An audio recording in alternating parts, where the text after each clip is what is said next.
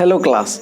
हम लोग पिछले वीडियोस में मात्रक और मापन के कुछ पार्ट्स को पढ़े थे, तो इस पार्ट में हम लोग पढ़ेंगे लंबाई। कुछ जो मूल राशियाँ जो थी, लंबाई था, द्रव्यमान था, समय था, तो ये तीनों प्रमुख होते हैं बीमा से पहले। इनके बारे में जब बीमाएँ पढ़ाएंगे तो उसके बारे में पढ़ने से पहले हमको ये लंबाई और द्रव्यमान और समय को बहुत गहराई से थोड़ा जानकारी हासिल कर लेते हैं। तो लंबाई का मेजरमेंट कैसे किया जाता है? लंबाई तो पहला आता है लंबाई का मापन। इसको इंग्लिश में मेजरमेंट ऑफ लेंथ भी कह सकते हैं। तो देखिए, लंबाई को मापने के लिए बहुत सारी विधियां हैं, बहुत सारी विधियां। तो देखिए, सबसे पहला विधि होता है प्रत्यक्ष विधि और अप्रत्यक्ष विधि। प्रत्यक्ष विधि और अप्रत्यक्ष विधि। तो प्रत्यक्ष विधि कौन से होते हैं?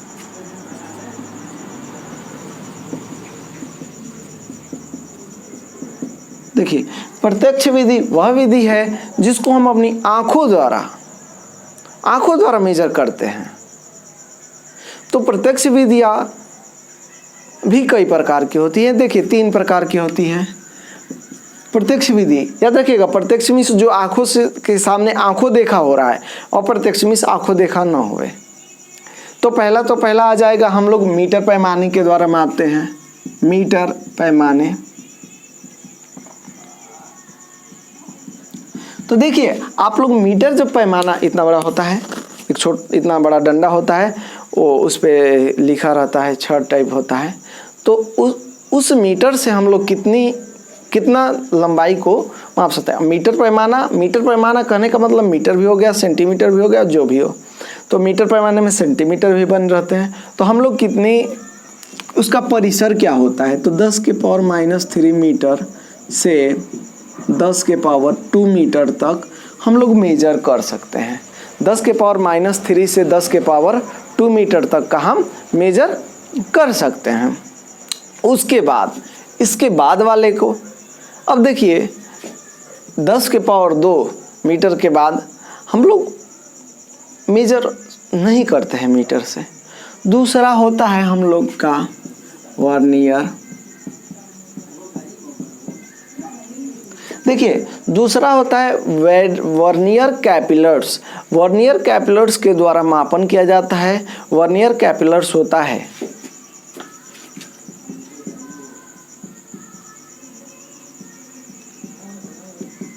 तो देखिए, यहाँ पे 10 के पावर -3 मीटर तक कर रहे थे, तो ये हो जाएगा 10 के पावर -4 मीटर तक की दूरी को वर्नियर कैपिलर्स के माध्यम से मापते हैं। तीसरा हो जाता है पेंच मापी या गोलाई मापी। पेंच मापी या गोलाई मापी। तो पेंच मापी और गोलाई मापी भी एक मापन का यंत्र है। वह 10 के पावर -5 मीटर तक की लंबाई को माप सकता है। 10 के पावर -5 मीटर तक की लंबाई को माप सकता है। उससे छोटा हम नहीं माप पाएगा। तो एक तो आ रहा है, देखिए, अब इसमें 2 आ रहे हैं कंडीशन। एक तो पूरा माइनस में जा रहा है, मतलब बहुत सूक्ष्म दूरियों को मेजर करना, और एक बहुत अधिक दूरियों को मेजर करना। 2 आ रहे हैं चीज़ें, एक छोटी दूरी, एक बहुत बड़ी दूरी। तो सबसे पहले तो इन दोनों दूरियों को मापने के लिए जो हम नियम कानून फॉलो करेंगे उसको अप्रत्यक्ष विधि कहेंगे। तो अप्रत्यक्ष विधि पहले तो हम लोग लिख लेते हैं, पहले बड़ी दूरियों के लिए लिख लेते हैं। इसको स्क्रीनशॉट ले लीजिए। ये तो प्रत्यक्ष हो गया। उसके बाद आता है अप्रत्यक्ष।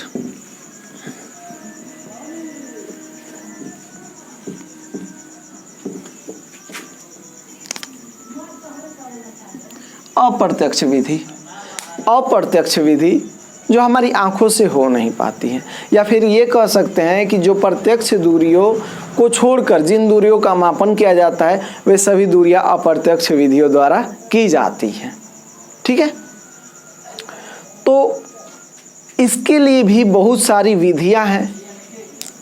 तो पहला विधि हो जाता है प्रतिध्वनि। तो पहला आता है प्रतिध्वनि विधि।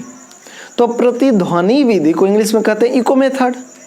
अब इको मेथड कहाँ प्रयोग में लाया जाता है? तो देखिए, किसी स्थान से बहुत ज़्यादा दूरी पर कोई पहाड़ी या पहाड़ी हो, तो पहाड़ी को की डिस्टेंस मेजर करने के लिए यह विधि प्रयोग में लाई जाती है। ठीक है, जो बहुत अधिक दूरी पर, बहुत थोड़ा सा दूर नहीं, बहुत अधिक दूरी पर कोई पहाड़ी हो, उसका डिस्टेंस मेजर करने में यह विधि लाई जाती है इको से आप लोग आप मन में सवाल जवाब आता होगा कि इको मीन्स हम कुछ बोलते हैं तो वो टकरा के वापस आता है, तो वही कहते हैं कि हम लोग प्रतिध्वनि बन रहा है या इको आ रहा है। जैसे आप लोग पहाड़ी पे जाते हो तो खूब जोर से चिल्लाते हो, कोई भी राम तो उधर से जवाब आएगा राम राम, लेकिन आप लोग राम नहीं चिल्लाते होगे, राम राम राम आता होगा। ठीक है, आप हेलो करते हो तो उधर से भी hello hello hello hello hello hello आता है। तो ये हम लोग को इको कहते हैं। ये साउंड का इको होता है जो बार बार एक ही ध्वनि हमारे कानों को सुनाई देती है कुछ समय अंतराल पर, तो उसको हम कहते हैं इको। तो देखिए, अब जिस स्थान से हमको पहाड़ी की दूरी याद करनी होती है, यहाँ पे हम खड़े हैं और यहाँ पे पहाड़ी है। ठीक है, जिस स्थान से हमको दूरी हमको मेजर करना होता है तो हम क्या करते हैं, वहां पे खड़ा होकर एक बंदूक लेकर गोली चला देते हैं। तो क्या होता है, बंदूक से गोली जब छोड़ते हैं तो आवाज आता है डूम। बहुत बड़ी गोली जब दागी जाती है तो आवाज आती है। तो अब उसी समय क्या कर लेते हैं कि स्टॉप वॉच विराम घड़ी जानते हो आप लोग, तो स्टॉप वॉच लेते हैं। अब क्या करते हैं कि उसी स्टॉप वॉच से हम लोग समय नोट करना शुरू कर देते हैं, और जितना टाइम के बाद फिर दूसरी ध्वनि बूम सुनाई देती है उसको भी हम नोट कर लेते हैं टाइम में, और उसके बाद हम लोग सॉल्व कर लेते हैं। कैसे करते हैं आइए देखते हैं। देखिए, मान लीजिए कि यहाँ से यहाँ की दूरी हम लोग का x मीटर है। ठीक है, ये तो हम जानते नहीं है। बंदूक से गोली छोड़ा गया, दागी गई गोली, तो ध्वनि का चाल हम जानते हैं 332 मीटर पर सेकेंड होता है।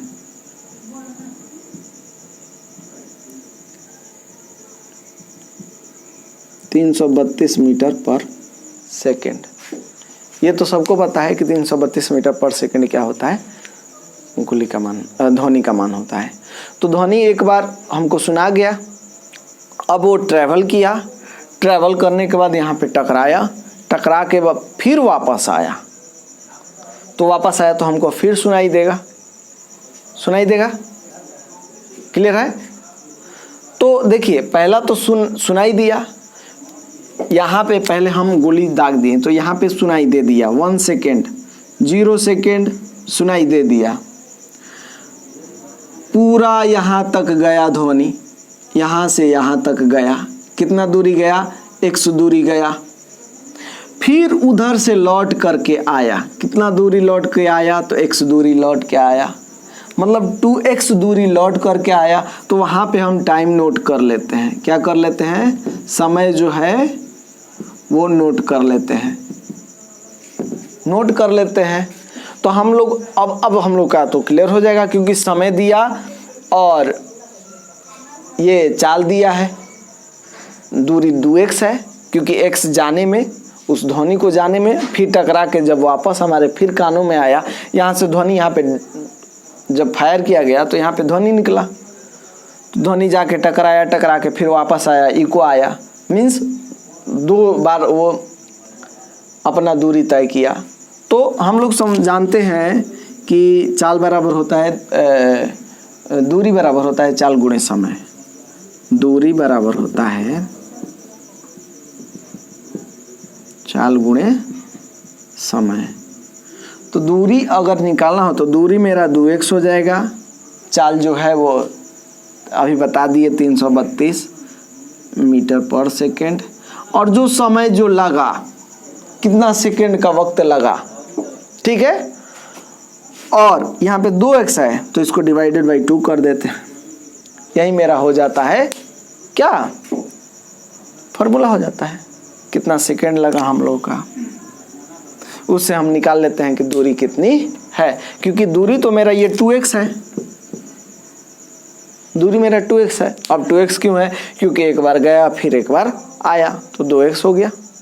तो ऐसे हम लोग इकोसिस्टम द्वारा मीन्स प्रतिध्वनि विधि द्वारा किसी भी दूर पहाड़ी का हम लोग डिस्टेंस प्राप्त कर सकते हैं।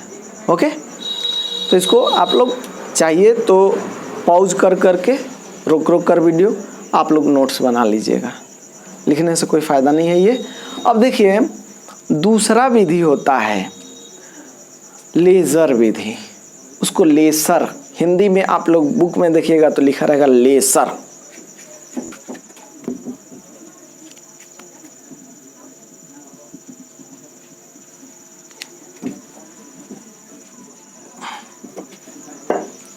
दूसरा होता है लेसर विधि।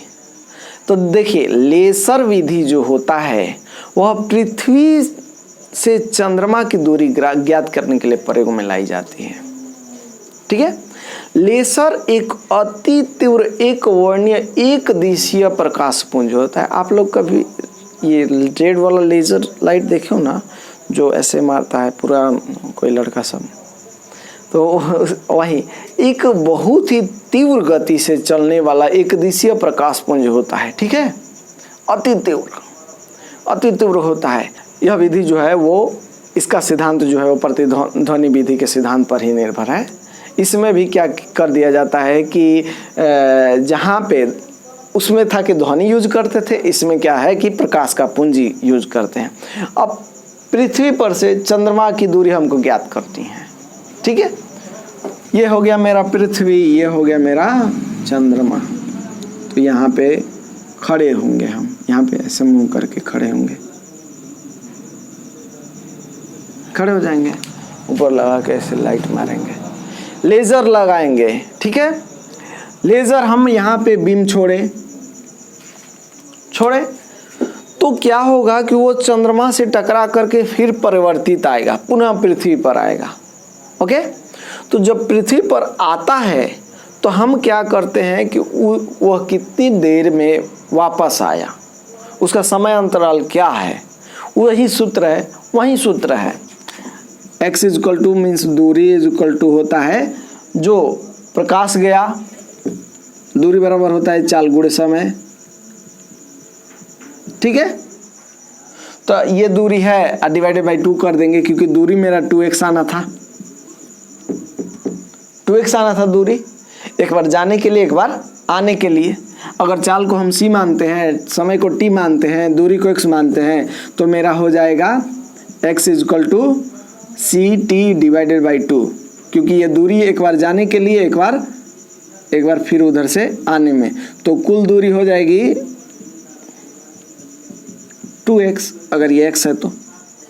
ठीक है, तो इसका फार्मूला भी यही हो जाएगा, x equal to C T by 2, C जहाँ पे चाल है, t जहाँ पे समय अंतराल है, और डिवाइडेड बाई 2, क्योंकि हम x दूरी दोगुना हो जा रहा है। अगर c इंटू टी करेंगे तो दुगना दूरी हो जाएगा। अब हम जानते हैं कि निर्वात में प्रकाश की चाल कितनी होती है, 3 गुणे 10 के पावर 8। अगर हम इसको निकालेंगे तो 3 गुणे 10 के पावर 8 मीटर पर सेकेंड। पढ़े ना, प्रकाश की चाल क्या होती है, 3 गुणे 10 के पावर 8 मीटर पर सेकेंड, ये तो होता है प्रकाश की चाल। तो प्रकाश की चाल 3 गुणे 10 के पावर 8, जो सेकेंड है वो सेकेंड है डिवाइडेड बाई 2।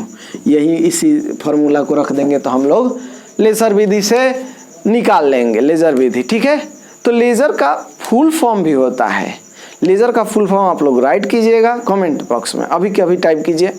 लेज़र का फुल फॉर्म होता है LAS,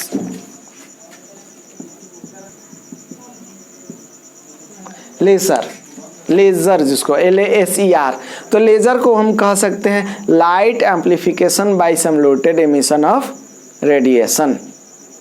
ठीक है, light amplification by simulated emission of radiation. जो सही लिखा है उसके लिए धन्यवाद, और जो नहीं लिखे हैं वो लोग आप लोग इसको समझ लीजिएगा। हिंदी में हो जाएगा विकिरण के उद्दीपन उत्सर्जन द्वारा प्रकाश का प्रवर्धन। देखो विकिरण होता है, विकिरण से जब लाइट का एमिशन होता है, लाइट का उद्दीपन होता है, उत्सर्जन होता है, उससे प्रकाश बनता है। जो प्रकाश जब आगे की ओर बढ़ता है उसी को कहते हैं लेजर। लेजर, ठीक है। तो लेजर विधि भी सेम टू सेम इको विधि के जैसा है, प्रतिध्वनि विधि और लेजर विधि भी एक ही है। उसके बाद तीसरा आ जाता है रडार विधि। ये आप लोग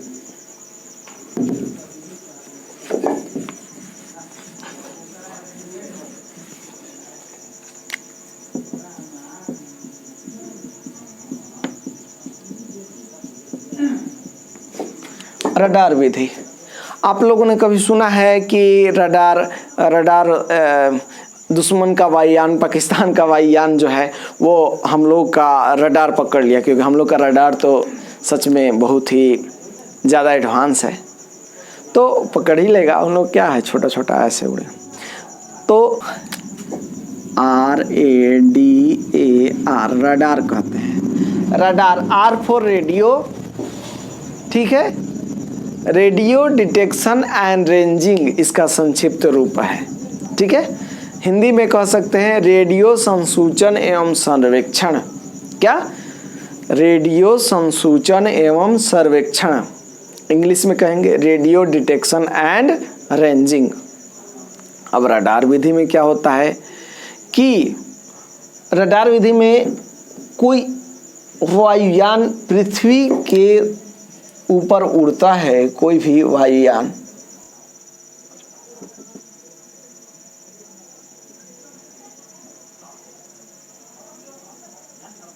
ये वायुयान उड़ रहा है, तो उसके लिए ये प्रयोग में लाया जाता है। इसमें क्या किया जाता है कि रडार के ट्रांसमीटर से, जो ट्रांसमीटर होता है, ट्रांसमीटर मीन्स कुछ जो सूक्ष्म तरंगे को, जिसको माइक्रोवेव्स कहते हैं, उनको छोड़ देता है, वायुमंडल की ओर भेज देगा। यहाँ पे मान लो रडार लगा है, यहाँ पे मेरा रडार लगा है, ऐसे मेरा रडार लग गया। अब ये तरंग छोड़ेगा पूरा, ये माइक्रोवेव्स होते हैं,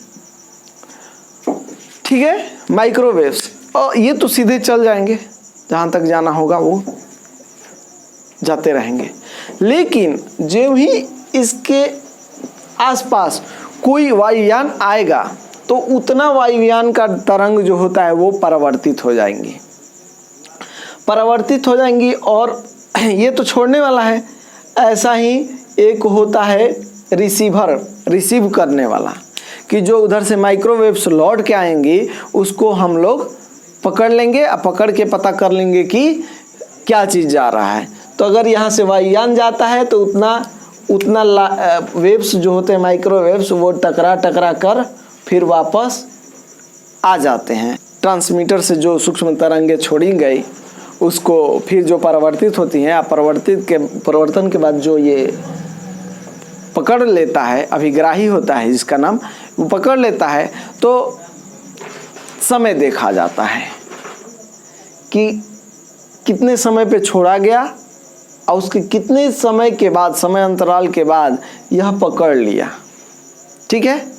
तो इससे मालूम चल जाता है कि कितने डिस्टेंस पर वायुयान जा रहा है। जैसे कि मान लीजिए कि यहाँ से ये x मीटर हम ले रहे हैं दूरी, तो ये प्रतिध्वनि जो गया, माइक्रोवेव गया, माइक्रोवेव्स जो गया, यहाँ से यहाँ तक गया, x आया x, गया x आया x, टोटल डिस्टेंस हो गया 2x। समय, यहाँ पे जितना समय से छोड़ा गया, यहाँ पे जो रिसीव किया वो समय अंतराल, ठीक है। तो ये भी फॉर्मूला वही हो जाएगा, दूरी बराबर चाल गुणे समय। अब चाल किसका? तो चाल ये माइक्रोवेव्स का, सूक्ष्म जो तरंग है माइक्रोवेव्स का, इसका भी वही कर सकते हैं, x = ct / 2, जहाँ पे c चाल है और t जो है वो समय है। x जो है वो दूरी है। दूरी दो गुने हो गई, एक बार जाने वाला एक बार आने वाला, तो सेम टू सेम है। सूक्ष्म तरंग, अब इसमें कौन सा तरंग, अलग अलग तरंग दैर्घ्य की अलग अलग तरंगे होती हैं। तो इस रडार सिस्टम में जो तरंग का इस्तेमाल किया जाता है उन तरंगों का वेग 3 × 10⁸ मीटर सेकेंड ही होता है। ओके, 3 × 10⁸ मीटर सेकेंड ही होता है इस रडार विधि में। ठीक है, रडार विधि में जो सूक्ष्म तरंग का वेग जो होगा वो 3 उतना ही होगा जितना कि हम लोग निर्वात में प्रकाश की चाल होती है। इसका भी हो जाएगा 3 × 10⁸ मीटर पर सेकेंड। ओके, क्लियर है। तो इसमें यह है कि माइक्रोवेव्स छोड़े जाती हैं, उसमें होता है कि प्रकाश के तरंग छोड़े जाती हैं। ठीक है, उसके बाद आता है सोनार विधि।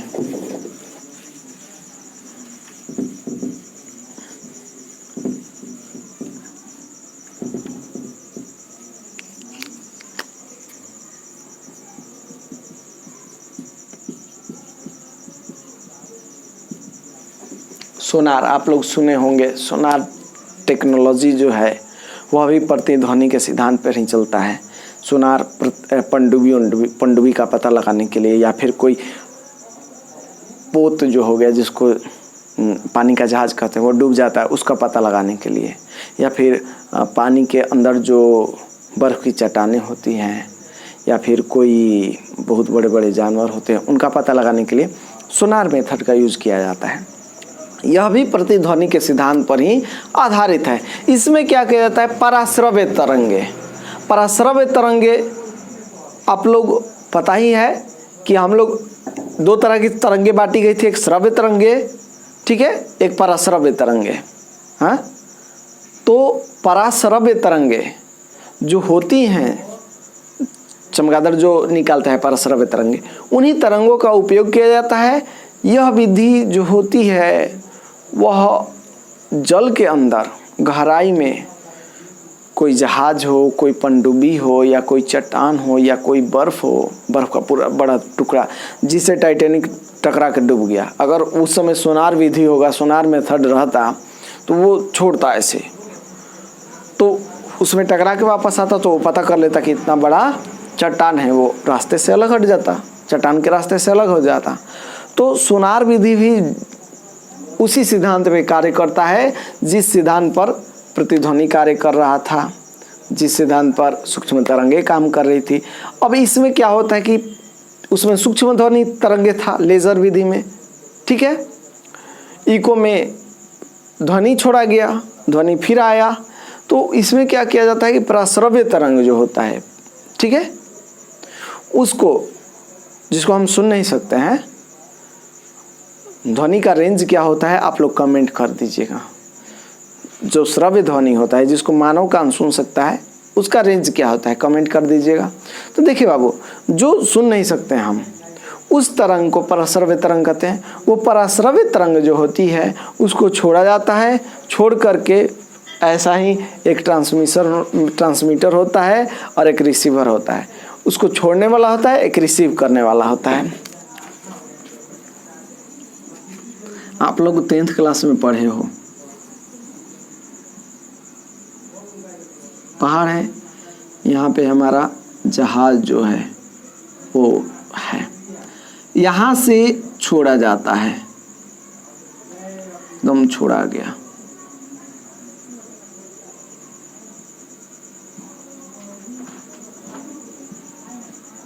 छोड़ा गया। छोड़ने के बाद यहाँ पे एक रिसीवर भी लगा होता है, इतना टकरा करके फिर वापस जाता है, टकरा करके वापस जाएगा, टकरा करके वापस जाएगा, टकरा करके वापस जाएगा। तो जितना रिसीव कर लिया, चूँकि इसको तो यहाँ तक वापस जाएगा, तो जहाँ से टकरा करके वापस जाता है तो गहराई मालूम हो जाती है। दूसरा, अगर बीच में कहीं पहाड़ वहाड़ आ जाएगा तो गहराई जो होता है वो कम हो जाएगा, डिस्टेंस ये कम बताना शुरू कर देता है, जिससे उन लोग को मालूम चल जाता है लोगों को कि कोई ना कोई चीज़ है। या फिर कहीं ये पनडुब्बी आ गई, एक बड़ा सा पनडुब्बी आ गया, ये पनडुब्बी आ गया, अब ये क्या करेगा, यहाँ से ये टकरा के वैसे वापस जाएगा। तो वो लोग पता कर लेता है कि इसके नीचे इतना दूरी पर पनडुब्बी है। ये कहलाता है सोनार विधि। सोनार विधि का भी वही मेथड है, दूरी दुगनी हो रही है तो 2x, पराश्रव्य तरंग का चाल समय डिवाइडेड बाई 2, वही सूत्र x बराबर ct डिवाइडेड बाई 2, जहाँ पे c चाल है और t समय है, x दूरी है। ओके, तो सोनार विधि भी हम लोग का क्लियर हो गया। फिर से सोनार का इंग्लिश होता है sound navigation and ranging, sound navigation and ranging, SO से साउंड, ठीक है, साउंड नेविगेशन एंड रेंजिंग। अब देखिए इसको हिंदी में क्या कह सकते हैं, sound navigation and ranging. Sound means होता है ध्वनि, नेविगेशन संप्रेषण, एंड रेंजिंग मीन्स होता है सर्वेक्षण। तो इसको कह सकते हैं हिंदी में ध्वनि संप्रेक्षण एवं सर्वेक्षण, ठीक है। Sound navigation and ranging Hindi में कह सकते हैं ध्वनि संप्रेषण एवं सर्वेक्षण। ओके, ये तो मेथड हो गए, 4 मेथड हमने आज बात किया। अगले वीडियो में और भी कुछ हम जानकारी प्राप्त करेंगे, ठीक है। कुछ क्वेश्चन बनाएंगे, अभी एक क्वेश्चन बना लेते हैं।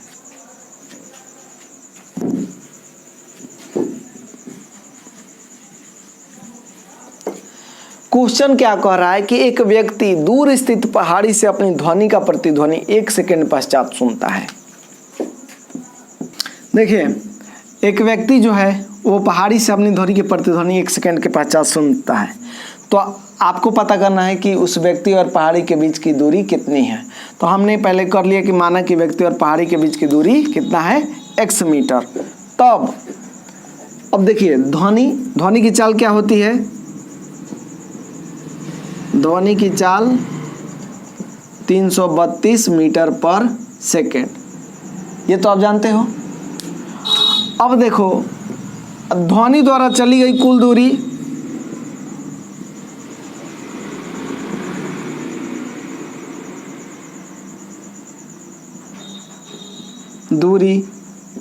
तो x इतना दूर प्लस x जाने में x आने में 2x हो गया ना। तो हम लोग फार्मूला जानते हैं, क्या फार्मूला जानते हैं, x बराबर c इंटू टी बाई 2 पढ़े हम लोग। तो ये लिखेंगे तो भी ठीक, नहीं लिखेंगे तो भी ठीक। अगर हम लोग को सूत्र नहीं मालूम है तो हम लोग दूरी बराबर चाल गुणे समय पे हमको ये लिखना होगा। हम लोग क्या जानते हैं, दूरी बराबर चाल गुणे समय। चाल कितना है 332 मीटर पर सेकेंड, समय कितना है तो समय लग रहा है 1 सेकेंड, माने दूरी कितना हो गया 332। अब देखिए दूरी 2x है तो डिवाइडेड बाई 2 करेंगे, तो 2 से डिवाइड कर देते हैं, 2 एकम 2, 1 बचा 2 छक्का 12, 1 बचा 2 छक्का 12, 166 मीटर की दूरी तय किया।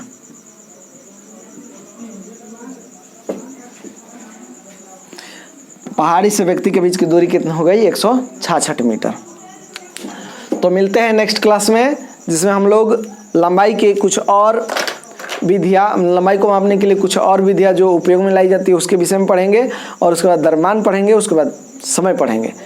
तो तब तक के लिए जय हिंद। हाँ, आप लोग को ये वीडियो कैसी लगी कमेंट कीजिए, अच्छा लगे तो लाइक कीजिए, शेयर कीजिए और चैनल को सब्सक्राइब कीजिए। धन्यवाद।